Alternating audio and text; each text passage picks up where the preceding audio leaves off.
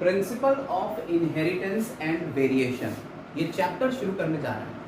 इसको in general ये एक साइंस की ब्रांच है जेनेटिक्स, ये वहां से शुरू होता है। आ रहा है।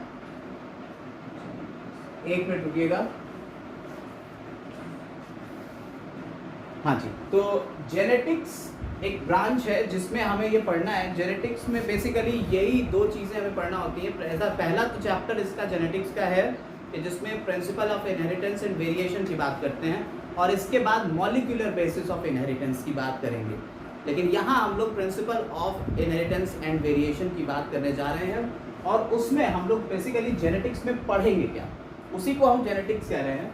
जेनेटिक्स में हम पढ़ेंगे क्या, देखिए इसमें दो चीज़ें पढ़ते हैं, इनहेरिटेंस और वेरिएशन। ठीक है, इनहेरिटेंस और वेरिएशन।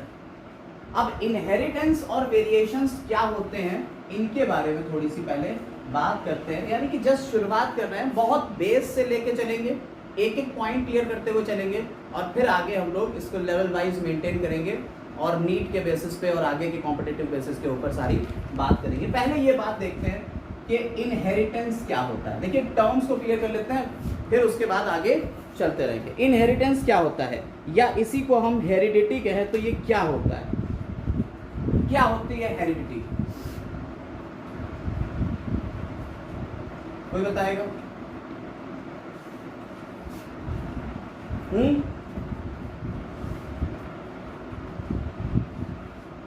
नहीं, transmission of genetic character from parents to their offspring. Transmission of genetic characters from parents to offspring is called inheritance और हेरिडिटी। ठीक है, तो ये क्या है, इनहेरिटेंस है कि कहते हैं कि भाई ये इनहेरिटेड प्रॉपर्टी है, यानी कि ये तो इनके पिताजी से आई है, यानी पेरेंट्स से ट्रांसमिट होके आ गई है कोई चीज। तो ये जो ट्रांसमिशन का प्रोसेस है, ये क्या कहला रहा है, ये हेरिडिटी है। यही प्रोसेस क्या कहला रहा है, हेरिडिटी। अच्छा, वेरिएशन क्या होता है? आपने कहा कि आप अपने फादर या मदर से पूरी तरह से रिजेंबल नहीं करते हो, तो जितना आप लेके आए हो कैरेक्टर्स, कुछ कैरेक्टर मिलते हैं और कुछ कैरेक्टर नहीं मिलते। जो डिफरेंसेस है यही वेरिएशन है। ये डिफरेंसेस क्या है, वेरिएशन है। Degree of differences in progeny, variation क्या है, degree of differences between progeny. तो ये जेनेटिक्स में हम हेरिडिटी और वेरिएशन दो चीजों को पढ़ रहे हैं। हेरिडिटी और वेरिएशन को हम पढ़ते हैं जेनेटिक्स के अंदर। तो हेरिडिटी क्या है, ट्रांसमिशन ऑफ कैरेक्टर, और ये क्या है, डिग्री ऑफ डिफरेंसेस के कितने डिफरेंस हैं आप में, आपके भाई बहनों से क्या डिफरेंस आ रहे हैं, आपके पिताजी से क्या डिफरेंसेस आ रहे हैं, और ये डिफरेंसेस कैसे आते हैं, ये सारी चीजें हम लोग पढ़ेंगे। ऐसे ही ट्रांसमिशन ऑफ कैरेक्टर्स, कैसे कैसे कैरेक्टर ट्रांसमिट होते हैं, इसके बारे में पढ़ेंगे। जेनेटिक्स को अगर आप बांटें तो 3 पार्ट में बांट सकते हैं। देखिए जेनेटिक्स के फादर कौन है, फादर ऑफ जेनेटिक्स कौन है, कोई बताएगा? जी, फादर ऑफ जेनेटिक्स है Mendel, Gregor John Mendel. Father of genetics कौन है, ग्रेगर जॉन मेंडल। तो मेंडल भाई साहब ने इसके ऊपर डिस्कवरीज करी और काफ़ी रिसर्च करी, लेकिन क्या सिर्फ मेंडल ही थे जिन्होंने ये काम किया? इससे पहले किसी ने कोई काम नहीं किया क्या?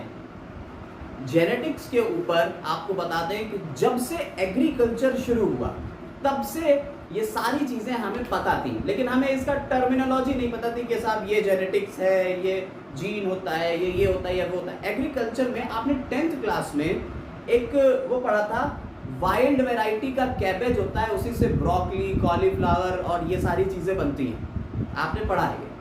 वाइल्ड वैरायटी का कैबेज होता है और उससे ही आप अलग अलग वेरिएशंस के थ्रू आप चीज़ों को बनाते हो। तो ये चीज़ें कैसे बन रही थी? एग्रीकल्चर से ही तो बन रही थी, लेकिन उनको ये बात पहले से इल्म नहीं था कि साहब ये जेनेटिक्स का काम हम कर रहे हैं या हम कोई साइंस का काम कर रहे हैं। उन्हें तो अपने खाने से मतलब था। जब से एग्रीकल्चर शुरू हुआ है तब से खाने से मतलब है लोगों को। उन्हें ये नहीं पता है कि वो कौन से टेक्नोलॉजीज़ का यूज़ कर रहे हैं। आप अभी जाके किसान से जाके बात करिए तो उनसे आप ये नहीं कहेंगे कि साहब आप बीटी कॉटन का यूज़ कर रहे हो, वो कहेंगे भाई साहब हमने जो है आलू लगा दिया है, बात खत्म। लेकिन आप लोग चूंकि साइंस के स्टूडेंट हो, आपको ये सारी चीजें पता होना चाहिए। तो साहब ये चीजें मेंडल के पहले से चल रही हैं, यानी जेनेटिक्स के फिनोमिनन्स के ऊपर कई साइंटिस्ट अपनी अपनी राय रख चुके होंगे। तो इसलिए जेनेटिक्स को 3 पार्ट में हम अगर बांटें तो ज्यादा सही रहेगा। एक तो मेंडेलियन एरा आ गया, ठीक है,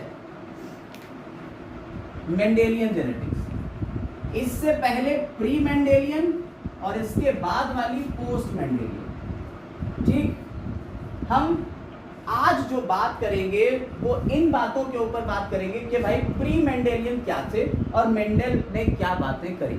आज का जो टॉपिक रहेगा उसमें प्री मेंडेलियन और मेंडेलियन की बात रहेगी, फिर पोस्ट मेंडेलियन पे जाएंगे, लेकिन मेंडेलियन काफी लंबा टॉपिक है। देखिए, पहले हम आपको 10th क्लास से रूबरू करा देते हैं, थोड़ी सी बातें कर लेते हैं, जनरल सी शुरुआत करने जा रहे हैं तो थोड़ा थोड़ा समझेंगे। मेंडेलियन में मेंडल के जितने भी रिसर्च मेंडल ने करी, यानी कि उन्होंने law of dominance, law of segregation, law of independent assortment, इस तरीके के जो लॉज दिए, ये सारी बातें मेंडल के बारे में होंगी। पी प्लांट के ऊपर जो स्टडी हुई कि पी प्लांट के कौन कौन से कैरेक्टर लिए गए, टॉल और डॉर्फ और राउंड और रिंकल्ड और येलो और ये और वो, टर्मिनल और एक्सियल फ्लावर्स, बहुत सारे जो कैरेक्टर 7 कैरेक्टर्स दिए गए उसकी बात होगी। मेंडल ने पी प्लांट ही क्यों चूज करा उसकी बात होगी।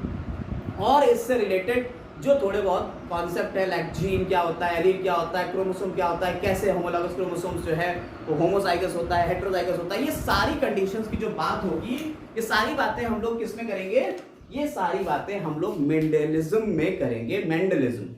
और प्री मेंडलिज्म क्या है, यानी मेंडल से पहले लोग क्या सोचते थे जेनेटिक्स के बारे में और हेरिडिटी के बारे में, वो सारी बातें हम यहां करेंगे। यानी इससे रिलेटेड कुछ थियरीज होंगी।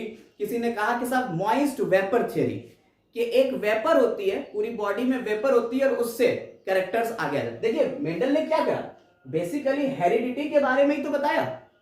मेंडल ने क्या करा, हेरिडिटी के बारे में ही तो बताया कि भाई कैरेक्टर्स एक जनरेशन से दूसरी जनरेशन में कैसे ट्रांसमिट होते हैं। तो इन्होंने कहा कि कुछ फैक्टर्स होते होंगे जो एक जनरेशन से दूसरी जनरेशन में जाते होंगे, वो कैरेक्टर्स को ले जाते होंगे, है ना। अब ये कैरेक्टर्स के एक जनरेशन से दूसरी जनरेशन में कैसे जाते होंगे, गैमीट्स के थ्रू जाते होंगे, है ना। भाई एक जनरेशन से दूसरी जनरेशन में कैसे जाएंगे, गैमीट्स ही का तो फ्यूजन हो रहा है, तो फर्टिलाइजेशन होता है, तो गैमीट्स के थ्रू जाते होंगे। तो इन्होंने सोचा कि गैमीट्स के अंदर यार कोई तो ऐसी चीज होगी जो कैरेक्टर्स को ले जाती होगी। इन्होंने उसको फैक्टर नाम दिया, आगे चल के जॉनसन ने जीन नाम दिया 1906 में। लेकिन फिलहाल हम यहां बात कर रहे हैं कि मेंडल ने किसके बारे में बात करी, हेरिडिटी के बारे में बात करी, है ना। सिंपल है, मेंडल ने किसके बारे में बात करी, हेरिडिटी। समझ में आ रहा है, समझ में आ रहा है ना। तो मेंडल ने किसके बारे में बात करी थी, हेरिडिटी के बारे में बात करी कि भाई क्या होता है इनहेरिटेंस। तो ये चीज आपको समझ में आई कि भाई हेरिडिटी के बारे में बात करी मेंडल ने। इसी बारे में क्या मेंडल से पहले भी कोई बातें हो चुकी थी, हाँ बिल्कुल हो चुकी थी। उसे प्री मेंडलिज्म कहते हैं या प्री मेंडेलियन एरा कहते हैं। कोई कहता था कि साहब हमारी पूरी बॉडी जो है, इस बॉडी में जो स्पर्म होते हैं, स्पर्म के अंदर एक कॉपी होती है, स्पर्म के अंदर एक कॉपी होती, पूरे इंसान की एक कॉपी होती है, जैसे होमनकुलस कहते हैं, वो ह्यूमन के जैसी दिखती है, उसे ह्यूमनकुलस कह देते हैं। और वो जो होमनकुलस है ये मेल जो है फीमेल के अंदर ट्रांसमिट कर देते हैं और फिर वो डेवलप हो जाती है बॉडी। देखिए एक ऐसी फिनोमेना भी था। कुछ लोगों ने कहा कि पूरी बॉडी के अंदर से कॉपुलेशन के टाइम पे वेपर्स निकलती हैं, मेल और फीमेल की वेपर्स निकलती हैं। ये वेपर्स गैमीट्स के अंदर इकट्ठा हो जाती हैं और ये वेपर्स जब मिलती हैं तो एक नई बॉडी बन जाती है। किसी ने ये कहा, किसी ने तो ये भी कह दिया कि साहब हमारी हर बॉडी के हर एक पार्ट से, यानी मान लीजिए लिवर है, किडनी है, हार्ट है, इससे छोटी छोटी सेल्स के पार्ट आके इकट्ठा हो जाएंगे गैमीट्स में और ये गैमीट्स फीमेल के अंदर डेवलप कर जाएंगे। किसी ने सीमेन को कह दिया प्योर ब्लड और फीमेल का जो मेंस्ट्रुअल फ्लो है उसको कह दिया इम्प्योर ब्लड, और कहा कि ये जो प्योर ब्लड और इम्प्योर ब्लड मिलते हैं तो इससे एक नई बॉडी बन जाती है। मतलब अलग अलग फिनोमिनन्स मेंडल से पहले आए। ऐसे ही कॉलियोटर थे और भी बड़े साइंटिस्ट थे, उन्होंने टोबैको प्लांट के ऊपर भी इसकी डिस्कवरी कर चुके थे। काफी कुछ उन्होंने किया, मेंडल से पहले भी कई साइंटिस्ट ने किया। फिर मेंडल को क्यों फादर ऑफ जेनेटिक्स कह दिया गया भाई? जब इससे पहले इतनी रिसर्च हो चुकी थी तो मेंडल को क्यों फादर ऑफ जेनेटिक्स कहा गया? क्योंकि मेंडल ने एक सिस्टमैटिक तरीके से अपना काम किया। पहले हम लोग बात करते हैं प्री मेंडलिज्म की, और 3-4 थ्योरीज हैं, फटाफट इसको निपटाते हैं और उसके बाद फिर मेंडल के ऊपर ही आज बातें करेंगे कि मेंडल ने क्या किया, कैसे किया, और कौन कौन से टर्म्स हमें पढ़ना है, जेनेटिक्स की वोकैब क्या होती है, कितनी चीजें हमारे पास होना चाहिए कि जेनेटिक्स हमारी कवर हो जाए और कंपटीशन तक के सारे क्वेश्चंस निकल जाए, उसमें आगे क्या क्या चीजें जरूरत होंगी। तो पहले देख लेते हैं प्री मेंडलिज्म को और फिर आगे पढ़ते हैं, वेरिएशंस लास्ट में पढ़ेंगे। देखिए ये प्री मेंडेलियन आइडियाज हैं इनहेरिटेंस के लिए। यहाँ कुछ 5 थियोरीज हैं, ये मेंडल से पहले की बातें हैं। और इसी में एक लास्ट बात और छठी पॉइंट हम बताएंगे, theory of continuity of germ plasm, उसको बाद में। पहले ये देख लेते हैं थियोरीज कौन कौन सी है, किसने किसने दी। देखिए मॉइस्ट वेपर थ्योरी, जैसा कि हमने आपको बताया कि इन्होंने बताया, ये कौन थे, किसने दी थी? पाइथागोरस। पाइथागोरस के थ्रू ये दी गई थी। देखिए आपके ये सुने हुए नाम है, इसमें से एक नाम शायद आपने ना सुना हो, बाकी नाम ज्यादातर आपने सुने हैं। और ये महान साइंटिस्ट भी कैसे बेवकूफी के काम करके गए, ये भी देखने में आया, और वो दिखा रहे हैं आपको जेनेटिक्स से पहले, यानी प्री मेंडलिज्म की बात में। ये देखिए इन्होंने शुरू करा था सबसे पहले मॉइस्ट वेपर थ्योरी। इन्होंने कहा कि भाई हमारी बॉडी के अंदर जो वेपर निकलेगी और पॉपुलेशन के टाइम पे यही वेपर फ्यूज करके एक नई बॉडी या नया इंडिविजुअल बनाएगी। ये किसने कहा? पाइथागोरस ने। ठीक। दूसरी आई fluid theory. Fluid theory Aristotle ने दी, और इन्होंने सीमेन को क्या कहा? सीमेन को कहा प्योर ब्लड, और फीमेल रिप्रोडक्टिव ट्रैक्ट से जो डिस्चार्ज होता है जिसे मेंस्ट्रुअल फ्लो कहते हैं, उसको क्या कह दिया? Impure blood. इन्होंने कहा प्योर ब्लड जो है वो फीमेल रिप्रोडक्टिव ट्रैक्ट के अंदर जाके वो पूरा का पूरा डेवलप हो जाता है नए इंडिविजुअल में। Preformation theory, preformation theory Swammerdam ने दी थी, और ये साइंटिस्ट, इनका विचार ये था कि हमारे सीमेन के जो सीमेन है उसके अंदर स्पर्म होते हैं, और स्पर्म को इन्होंने होमनक्यूलस कह दिया। इन्होंने क्या कहा? होमनक्यूलस। इन्होंने टर्म दिया होमनक्यूलस। तो याद रखिएगा होमनक्यूलस किस थ्योरी का है? प्री फॉर्मेशन थ्योरी का है। और इन्होंने कहा कि जो स्पर्म होता है, स्पर्म के अंदर एक वो सीन मान लीजिए ऐसा कि एक छोटा सा ऑर्गेनिज्म ही है। ये स्पर्म जो है बेसिकली कुछ नहीं है, इसके अंदर एक ऑर्गेनिज्म है जो फीमेल रिप्रोडक्टिव ट्रैक्ट में जाके डेवलप कर जाएगा। अच्छा, स्पर्म की डिस्कवरी किसने की? कोई बताएगा स्पर्म की डिस्कवरी किसने की? Sperm, human sperm is discovered by Leeuwenhoek, Antonie van Leeuwenhoek. और उसके बाद ही इन्होंने ये थियरी दे दी, क्योंकि स्पर्म जो है वो चलते हुए दिखे उनको। जब चलते हुए दिखे तो समरडन ने कहा कि भाई इसके ही अंदर कोई ऑर्गेनिज्म है, यही डेवलप करके पूरी बन जाती होगी। एक और बेवकूफी का विचार यहां पे आता है, पार्टिकुलेट थ्योरी। ये मॉपर्टिस एक साइंटिस्ट थे, इन्होंने क्या करा?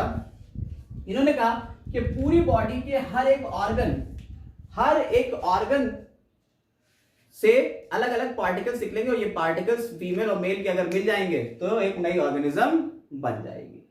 पैनजेनेसिस, डार्विन जो कि एक बड़े महान साइंटिस्ट हैं, हम आपको इनकी बहुत सारी बातें बताएंगे, और नेचुरल सिलेक्शन की थ्योरी भी है, आज भी ये सब चल रही है चीजें। इन्होंने भी एक काम किया, थ्योरी ऑफ पैनजेनेसिस, बिल्कुल पार्टिकुलेट थ्योरी का ही कॉपी है, लेकिन इन्होंने क्या कहा? वो जो पार्टिकल्स है उन्हें इन्होंने क्या दिया? पेंजीन्स। इन्होंने क्या कह दिया? उन पार्टिकल्स को पेंजीन्स कह दिया। इन्होंने कहा मेल के अंदर जो है पूरे बॉडी से पेंजीन्स निकलते हैं और फीमेल के अंदर पेंजीन्स निकलते हैं, जाइगोट में ये पास ऑन हो जाते हैं और एक नया ऑर्गेनिज्म बना लेते हैं। ठीक है, तो ये कुछ थियरीज थी जो कि फेक थियरी हैं, बट हाँ कभी कभार अगर क्वेश्चन बनता है तो इससे पूछा जा सकता है कि पेंजीन, थ्योरी ऑफ पेंजेनेसिस किसने दी, या पेंजीन क्या होते हैं? तो आपको बताना पड़ेगा ये पार्टिकल्स होते हैं। इसके बाद आपने उससे ये क्वेश्चन पूछा सकता है किसने डिस्कवर किया स्पर्म, तो आपको बताना पड़ेगा भाई ल्यूवेनहॉक थे। होमनक्यूलस क्या होता है? होमनक्यूलस एक लिविंग एंटिटी है स्पर्म के अंदर, ठीक है। इसके बाद आपको बताना पड़ेगा फ्लूइड थ्योरी किसने दी? एरिस्टोटल ने दी। और मॉइस्ट वेपर थ्योरी पाइथागोरस, क्योंकि ये मेन नाम है, बड़े मशहूर नाम है, इसलिए क्वेश्चन बन सकता है। ये प्री मेंडेलियन विचार थे। और इसके बाद एक और थ्योरी आई जिसने इन सब की थ्योरी की वॉट लगा दी, और वो थी 6-1 theory of continuity of germ plasm. Weismann एक साइंटिस्ट थे, उन्होंने इसकी नींव रखी। तो किसने बताई ये थ्योरी? ये थ्योरी दी है वीजमैन ने, WEISMAN, वीजमैन। ठीक, वीजमैन साइंटिस्ट जो थे, इन्होंने continuity of germ plasm theory दी। इन्होंने कहा कि हमारी बॉडी जो है, इसके अंदर दो टाइप की सेल्स होती हैं। ये हटा दे रहे हैं, इसको लिख लिया होगा आपने। इन्होंने कहा कि हमारी बॉडी के अंदर दो टाइप की सेल्स होती हैं। कौन कौन सी? एक तो होती है सोमैटिक सेल्स और दूसरी होती है जर्म सेल। ठीक, इन्होंने कहा दो तरीके की सेल्स होती हैं, एक होती है सोमैटिक सेल और दूसरी होती है जर्म सेल। इन्होंने कहा रिप्रोडक्शन में जर्म सेल्स पार्टिसिपेट करती हैं, ना कि सोमैटिक सेल्स। तो अगर रिप्रोडक्शन में जर्म सेल्स हैं तो इन्हीं से गैमीट्स बनेंगे, यानी गैमीट्स बनाने वाली सेल्स को ही हम जर्म सेल कह रहे हैं। और इसके अंदर जो लिक्विड होगा, इनके अंदर जो लिक्विड होगा उसे कह दिया जर्म प्लाज्म। इन्होंने क्या कह दिया उसको? Germ plasm. यानी गैमीट्स वाली सेल के अंदर या गैमीट्स बनाने वाली सेल्स के अंदर जो लिक्विड होगा उसे क्या कह देंगे? Germ plasm. और सोमैटिक सेल्स के अंदर क्या होगा?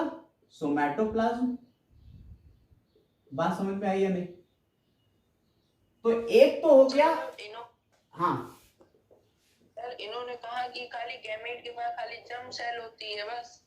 नहीं, इन्होंने कहा आपकी बॉडी के अंदर दो टाइप की सेल्स, जैसे मेरी बॉडी है, मेरी बॉडी में आंख बन रही है, मुंह बन रहा है, जबान बन रही है, दांत बन रहे हैं और बाकी चीजें जो बन रही हैं, तो वो तो सारी हो गई सोमैटिक सेल्स। और मेरी बॉडी के अंदर ही गैमीट्स जो बना रही हैं सेल्स, ठीक है, वो गैमीट्स बनाने वाली सेल्स कौन सी हैं? Germ cell. समझ में आई बात? यानी हर एक इंडिविजुअल, लिविंग इंडिविजुअल के अंदर दो टाइप की सेल्स हैं, एक तो जर्म सेल है और दूसरी सोमैटिक सेल है। बेटा इसको याद रखना, आगे बहुत यूज होने वाला है इसका। तो जर्म सेल्स क्या है? जर्म सेल्स वो है जो रिप्रोडक्शन में पार्ट लेंगी और जर्म सेल्स से ही आगे चल के डिवीजन होके गैमीट्स बनेंगे, और ये गैमीट्स एक जनरेशन से दूसरी जनरेशन में चले जाएंगे। भाई गैमीट्स के थ्रू तो फर्टिलाइजेशन होगा और जाइगोट बनेगा, है ना? गैमीट्स का ही तो फर्टिलाइजेशन होता है। तो इन्होंने क्या कहा? इन्होंने कहा जर्म सेल जो है वो ही नेक्स्ट जनरेशन में जाएंगी। जर्म सेल्स के अंदर का प्लाज्म यानी लिक्विड, देखो यही प्लाज्म उसमें आएगा, लिक्विड ही तो जाता है भाई। एक सेल जब डिवाइड होती है तो एक सेल के डिवीजन से दूसरी सेल बन रही, तो इसके अंदर का जो लिक्विड है वही तो इसमें आएगा। बोलो। तो अगर ये जर्म सेल है तो जर्म सेल के अंदर जर्म प्लाज्म होगा, और जर्म प्लाज्म जो है वो गैमीट के अंदर भी तो होगा, गैमीट के अंदर भी तो यही होगा, कोई नई चीज तो होगी नहीं। बोलो। तो मेल के अंदर भी जर्म प्लाज्म है और फीमेल के अंदर भी ऐसे ही जर्म प्लाज्म होगा, तो जर्म प्लाज्म ही तो फ्यूज करते हैं, तभी तो फर्टिलाइजेशन होके जाइगोट बनेगा। बोलो बोलो बच्चा। ठीक। अब अगर यहां कंडीशन आ रही है, इन्होंने कहा सोमैटिक सेल्स पार्टिसिपेट नहीं कर रही, इसका मतलब है अगर मान लीजिए एक मेल है और एक फीमेल है, एक मेल है और एक फीमेल, उन्होंने अपने अपने गैमीट्स बनाए, ठीक? तो एक मेल है और एक फीमेल, और इन्होंने गैमीट बनाए और ये भी गैमीट बनाए, ठीक है? ये जो गैमीट बनाए हैं इन्होंने, तो इसमें कौन सा प्लाज्म होगा? इसके अंदर मेल का जर्म प्लाज्म होगा और इसके अंदर फीमेल का जर्म प्लाज्म होगा। सोमैटोप्लाज्म तो नहीं होगा, ये वाला प्लाज्म तो नहीं होगा, ये तो लिक्विड नहीं होगा बेटा। बोलो, ये तो नहीं होगा ना, क्योंकि वो तो जर्म सेल से बन रही है ना। तो इसके अंदर इसका जर्म प्लाज्म, इसके अंदर इसका जर्म प्लाज्म।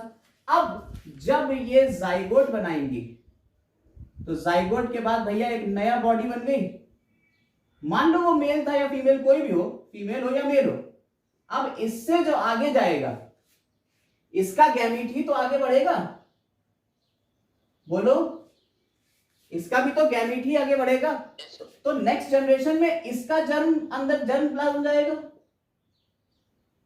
है ना। यानी कि अगर आप गौर करिए तो जर्म प्लाज्म ही है जो एक जनरेशन से दूसरी जनरेशन में जा रहा है, सिर्फ जर्म प्लाज्म ही तो जा रहा है, उसके अलावा तो पूरी बॉडी की कोई चीज नहीं जा रही है एक जनरेशन से दूसरी जनरेशन में, है ना। ठीक है, Yes, sir. तो इस वजह से ये थ्योरी क्या कहलाई, theory of continuity of germ plasm, यानी जर्म प्लाज्म हमेशा कंटिन्यूएशन में रहेगा एक जनरेशन से दूसरी जनरेशन, दूसरी से तीसरी जनरेशन, तीसरी से चौथी जनरेशन, और जब तक बर्थ होती रहेगी नहीं, हमेशा जर्म प्लाज्म ही बॉडी से ट्रांसफर होगा, कभी भी सोमैटोप्लाज्म ट्रांसफर नहीं होगा। इट मींस जर्म प्लाज्म एक कंटिन्यूएशन में चल रहा है, जब से पहला इंसान बना होगा तब से लेके अब तक जर्म प्लाज्म की कंटिन्यूटी बरकरार है, और यही कहला रही है कंटिन्यूटी ऑफ जर्म प्लाज्म। ये थियरी थी वीजमैन ने, और इसकी वजह से ये पिछली 5 थियरीज सारी की सारी फेल हो गई, क्योंकि उन्होंने सबने यही बात कही कि पूरी बॉडी जो है वो यूज होती है फर्टिलाइजेशन के टाइम पे एक नया बॉडी बनाने में, जबकि ये क्या कहते हैं सिर्फ एक जर्म प्लाज्म ही यूज होता है, उसके अलावा पूरी बॉडी का कोई रोल नहीं है भाई। ठीक है, और ये थ्योरी थोड़ी वैलिड थ्योरी है, बात समझ आई या नहीं, ये थ्योरी वैलिड थ्योरी है। सर ये पक्का कैसे पता चला? ऐसे तो कोई भी खड़ा हो जाए कह दे ये थ्योरी है, हम अपनी थ्योरी लॉन्च कर रहे हैं। अरे बेटा ये बाकायदा रिसर्च से पता चला, ये थोड़ी हुआ कि ये अपना रात में सोए और सुबह ख्वाब जब देख के उठे तो उनका नहीं साहब ये ऐसा ऐसा होता है, इसके पीछे इनकी पर्टिकुलर रिसर्च थी। ठीक है, ये सारी चीजें तब पता चली जब रिप्रोडक्शन का पूरा सीन पता चल गया। ये ऐसा नहीं था कि कल रात ही जो है हमें ख्वाब आया और हमने ये चीज कर दी, ऐसा नहीं था। जैसे आपको बताया कि स्पर्म का जब पता चला, ल्यूवेनहॉक ने स्पर्म की डिस्कवरी करी, तब होमनकुलस का कॉन्सेप्ट आया। ऐसे ही जब फर्टिलाइजेशन का कॉन्सेप्ट आ गया, तब ये आया वीजमैन का कॉन्सेप्ट कि भाई कंटिन्यूटी होती जर्म प्लाज्म की, ना कि सोमैटोप्लाज्म की। बात समझ में आ रही है? स्टेप वाइज चलता है। हमने आपको इतनी बड़ी स्टोरी इतने शॉर्ट में बताई है, तो भाई कुछ चीजें तो कट हो गई ना, और आपको जितना याद रखना है बस उतना ही हमने आपको बता दिया है। ठीक, याद रखिएगा, theory of continuity of germ plasm is given by Weissman. Clear? Clear है? चलिए, और इस थ्योरी ने डिस्कार्ड कर दी सभी की सभी थ्योरीज। इस थ्योरी ने सभी की सभी थ्योरीज डिस्कार्ड कर दी। और अगर आप गौर करें तो जो पिछली 5 थ्योरीज थी, उन सब में एक चीज बड़ी कॉमन थी, सभी में मिक्सिंग हो रही थी, ब्लेंडिंग चल रही थी। ठीक है, तो उस थ्योरीज को, 5 की 5 थ्योरीज को हम कह सकते हैं थ्योरीज ऑफ ब्लेंडिंग इनहेरिटेंस। क्या कह सकते हैं? याद रखिएगा, उन थ्योरीज के ऊपर ये लिख भी सकते हैं आप, सबसे ऊपर की तरफ top heading, theories of blending inheritance. ठीक है, थ्योरी ऑफ ब्लेंडिंग इनहेरिटेंस, कि भैया मिक्सिंग हो रही थी सभी थ्योरीज में। कोई कह रहा था ये चीज मिक्स हो रही, कोई कह रहा था ये चीज मिक्स हो रही, कोई कह रहा था बॉडी के पार्ट्स ही मिक्स हो जा रहे हैं। तो अलग अलग थ्योरीज थी, लेकिन सब में क्या चल रहा था? थ्योरीज ऑफ ब्लेंडिंग इनहेरिटेंस था, कि सब में ब्लेंडिंग ही चल रहा था। लेकिन वीजमैन साहब ने आके इसको क्या कर दिया? इसी को खत्म कर दिया। थ्योरीज ऑफ ब्लेंडिंग इनहेरिटेंस को इन्होंने क्या कर दिया? डिस्कार्ड कर दिया। तो कुछ एविडेंसेस हैं, एविडेंसेस अगेंस्ट ब्लेंडिंग इनहेरिटेंस। तो यहां हेडिंग डाल लीजिएगा, evidences against blending inheritance. Heading डाल लीजिएगा, एविडेंसेस अगेंस्ट ब्लेंडिंग इनहेरिटेंस। और फिर बात करते हैं। इससे पहले हम ये बात करें, हम ये बता दे रहे हैं आपको, जो वीजमैन ने बताया जर्म प्लाज्म है कंटिन्यूएशन में, तो इसका मतलब क्या है? जर्म प्लाज्म कभी मरता नहीं है। याद रखिएगा, germ plasm is immortal according to Weismann. Germ plasm is immortal. Clear? Weismann के अकॉर्डिंग जर्म प्लाज्म क्या है बेटा? इमॉर्टल है, अमर है। देखिए, यहां कुछ 3 चीजें हम डिस्कस करने जा रहे हैं। पहली बात है एविडेंसेस अगेंस्ट ब्लेंडिंग इनहेरिटेंस, यानी कि ब्लेंडिंग नहीं होती है, इस बात को प्रूव करने के 3 पॉइंट हम यहां दे रहे हैं। इसके अलावा और भी होंगे, लेकिन हम यहां 3 पॉइंट दे रहे हैं, इसके थ्रू क्लियर कर रहे हैं। यूनिसेक्सुअल ट्रेट, अगर आप यूनिसेक्सुअल ट्रेट की बात करिए तो यूनिसेक्सुअल ट्रेट का मतलब है आइदर मेल और फीमेल। तो अगर मेल हो रहा है, इंडिविजुअल मेल है, कोई बॉडी अगर मेल बन रही तो वो मेल ही रहेगी, वो फीमेल तो नहीं हो सकती। और अगर कोई फीमेल बन रही है तो वो फीमेल ही रहेगी, उसमें मेल के कैरेक्टर नहीं आएंगे। ठीक है, समझ में आ रही है? सर एक बार फिर से बता दीजिए। यूनिसेक्सुअल ट्रेट का मतलब हुआ जैसे तुम मेल हो, ठीक, अब तुम अगर मेल हो तो तुम्हारे अंदर फीमेल का कैरेक्टर तो नहीं है ना, ठीक। और अगर यही ब्लेंडिंग हो रही होती तो तुम तो बने थे मेल फीमेल के गैमेट्स के फ्यूजन से, तो ब्लेंडिंग हो जाती तो तुम तो फीमेल के कैरेक्टर भी लेके पैदा होते फिर तो। लेकिन जो इंडिविजुअल यूनिसेक्सुअल हैं तो इसका मतलब क्या हुआ, आइदर मेल होंगे और फीमेल होंगे। क्लियर? क्लियर है? yes, तो ये किसको डिस्कार्ड करे, ये कह रही है ब्लेंडिंग नहीं होती भाई साहब, इंडिविजुअलिटी रहती है। स्किन कलर की बात करो तो अलग अलग स्किन कलर्स होते हैं, ठीक है, अलग अलग स्किन कलर है।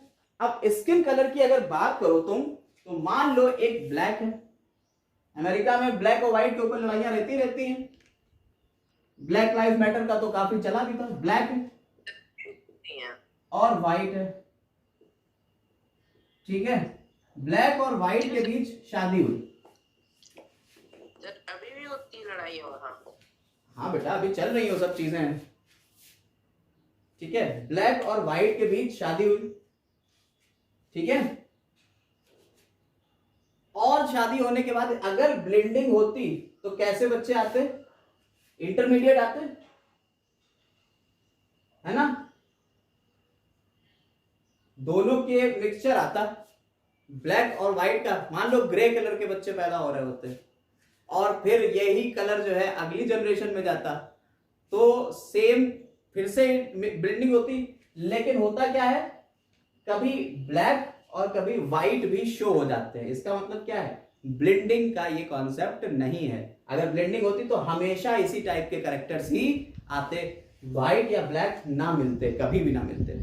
तो इसका मतलब है ये ब्लेंडिंग को डिस्कार्ड कर रहा है, ठीक। तीसरी चीज, एटाविस्टिक ट्रेट्स।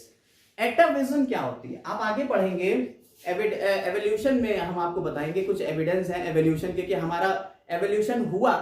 इस बात को कैसे प्रूव करोगे कि भाई हम इवॉल्व हुए, कहते हैं कि भाई बंदर हमारे पूर्वज हैं, तो हम कैसे इस बात को प्रूव कर लेंगे कि भाई बंदर हमारे पूर्वज है, ठीक है। तो फितरत होना चाहिए, हरकतें वैसी करने, या वो ऑर्गन्स हो आपके अंदर, तभी तो बता पाएंगे। तो उसी में से एक ट्रेट आता है एटाविस्टिक ट्रेट। एटाविज्म क्या होता है, इसमें आपकी एक जनरेशन के बाद दूसरी जनरेशन में वो कैरेक्टर नहीं मिलेंगे, तीसरी में नहीं मिलेंगे, चौथी में नहीं, कई जनरेशन पास होने के बाद अचानक से अपनी पुरानी वाले जनरेशन के कैरेक्टर वापस आ जाएंगे। जैसे टेल बोन का होना, ह्यूमंस में कुछ बच्चे पैदा होते हैं टेल बोन के साथ में, यानी कि उनके पूंछ वाली जो बोन है वो थोड़ी सी बड़ी हुई मिलती है जब वो पैदा होते हैं, ठीक। तो अगर टेल बोन मिल रही है तो ये क्या है भैया, ये कैरेक्टर किसका हुआ, ये तो पुराना कैरेक्टर हुआ ना जो वापस आ गया। इसका मतलब मिक्सिंग नहीं हुई थी, वो कैरेक्टर कहीं ना कहीं छुपा हुआ था जो एक्सप्रेस हुआ। तो ब्लेंडिंग का तो कॉन्सेप्ट यहां खत्म होता है। एटाविज्म यही होती है कि पुराने कैरेक्टर्स वापस से कई जनरेशन बाद वापस से शो हो जाए, जो बीच में ना हो, लेकिन एक जनरेशन में है, इस जनरेशन में नहीं है, इस जनरेशन में नहीं है, इस जनरेशन में नहीं है, इस जनरेशन में नहीं है, लेकिन इस जनरेशन में फिर से ये कैरेक्टर आ गए।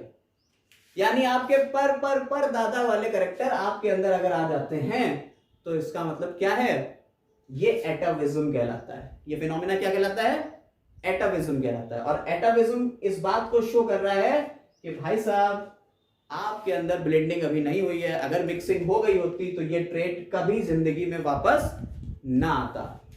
क्लियर है?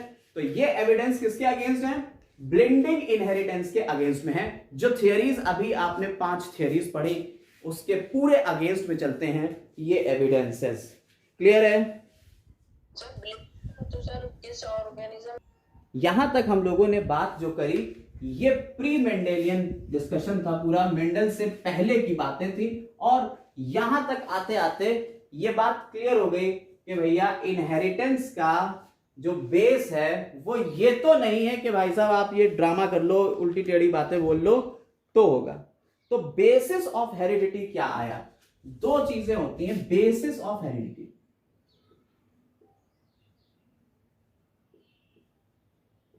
फिजिकल